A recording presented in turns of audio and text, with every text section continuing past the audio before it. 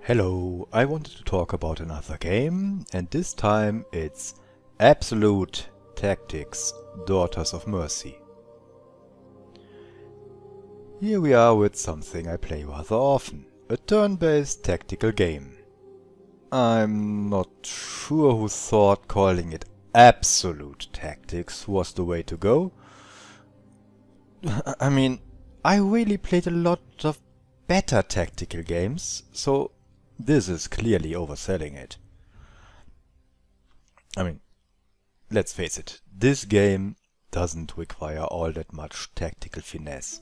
It's more a beginner level game, rather relaxed. We are starting the game with our young hero Huxley. Wait, let's have a picture.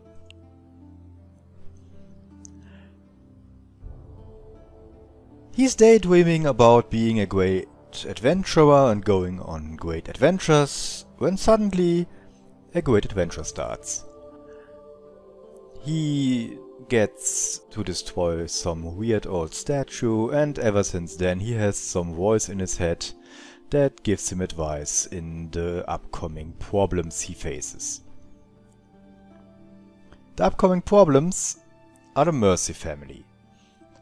Under the command of the Mercy family, that's one father and 3 daughters, hence the title, a bunch of soldiers and undead attack, and kill quite a few people to get a substance called adenine. Now that's basically the story. These guys are evil, let's stop them. We get some characters, set pieces for our tactical battles. There is of course Huxley, his mentor, Gally, which it seems the voice in Huxley's head knows her from somewhere, and well, mysterious things are mysterious. Then there was the guard captain Arkin, and as you can imagine, he is more the tanky guy. Later in the game there will be added Ruth, who is not a soldier, and I know, seeing her having this armor, you could have mistaken her for one. This fellow, the mage Gabriel, who is also a very arrogant and also someone the voice in Huxley's head seems to know. Last edition is Valentine. Her town was attacked by the Mercies, she got her eyes removed, and now she is there and has sworn bloody vengeance. Welcome to the team. All in all, the story of the game is a bit on the weaker side. It tries to be mysterious, there are hints that some people have a deeper connection to the ongoing events, but it feels like it's all a tired setup that will never lead to a fulfilling conclusion, and I won't spoil this by answering if that feeling is correct. As we already have seen, in the barracks we see our characters. There is of course our young hero Huxley and all the others. You can equip them with weapons, helmets, armor, and the most important thing, the handbooks. These are class handbooks that not only give them extra stats, but also these are the reason they have skills. Well, they're not the only reason they have skills, they also have one skill of their own, at least. But all the rest is coming from these handbooks.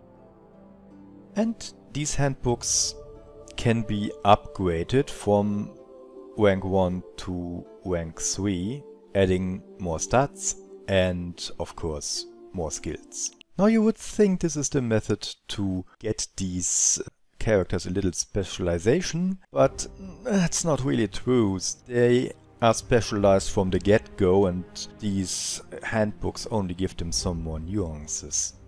I completely changed Kali, for example, gave her a sorcerer and a necromancer thing, which I don't really think suit her all that much from a character standpoint. It didn't really change that much of the character's feel. It just changed a few skills, and there were some skills that were actually useful. You can upgrade your equipment by buying new equipment in the equipment shop.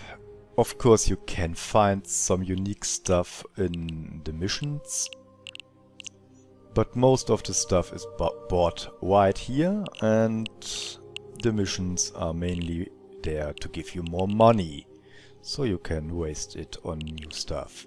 There's also an item shop where you can have health potions and spell potions, which gives you more spell points, but I don't think I've bought anything from here, other than a book that gives you another optional mission. You find plenty of stuff in the missions, so there's no need to go shopping. That means you can waste all your money in the pharmacy. Here you can buy syringes with extra hit points, extra spell points, or permanent boost of the attack, the skill attack, or the defense, or the skill defense. Which is interesting if you think about this. The game has difficulty settings. You can raise the difficulty, and the only thing that really is different is the amount of hit points and damage you receive. So it's possible to just spend a little more money, and the difficulty setting will be completely pointless. There are two types of missions. There are the optional missions and the story missions. Now the optional missions are the ones you can use for grinding. Also, every single one has one secret where you can get some special item. Most of the time it's just something to upgrade your spellbooks, but sometimes it's a unique armor set or a unique weapon. That doesn't mean it's useful. So this is a typical mission. We have our 6 characters here, and there's plenty of opponents. Our opponents have, alongside their hit points, 4 things you can look at. There is 2 red symbols and the 2 purple symbols below their hit points. That means the left side is the normal attack stuff and the right side is the skill attack stuff. Now skill attack, that can be quite different. A fireball would be a skill attack. Some poison would be a skill attack. Letting your dog bite them, yeah, that's also a skill attack. That's all skill damage. There is no special defense against any damage type other than basically skill damage. This goes as far as having her either use her knives to attack normally or attack and get into stealth afterwards with the knives. The same knives would do skill damage in that scenario because, well, we are using skill points. What did you think? There would be normal damage there? Think again. Now this is a little awkward, but there are things that are pretty interesting. Like Kali uses a flail, and that flail has a very interesting attack pattern. The 3 heads of the flail attack 3 fields, 2 fields apart, away from her. Now that's interesting and actually makes some sense. Who has a ranged weapon, and that's a crossbow. Now the fun part of this, that crossbow can only fire in a straight line. You know, a straight line. I don't know, I guess that's just crossbows, huh? You can't expect crossbows to have a different attack pattern, like firing at something else that would be in range in theory. No, it has to be a straight line.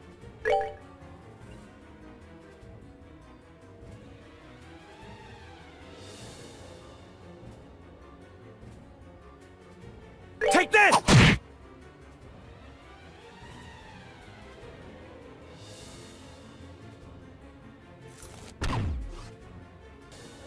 getting back to the point that there are only two damage types, skill and base damage. I'm really irritated why they don't call this bare-bone tactics instead of absolute tactics, but then again, I can see that the game developers saying that in one of their meetings, and then the marketing guy chokes on his cookie, spills his coffee, and needs the Heimlich maneuver to get back into shape before he says, "No! We can't do that!"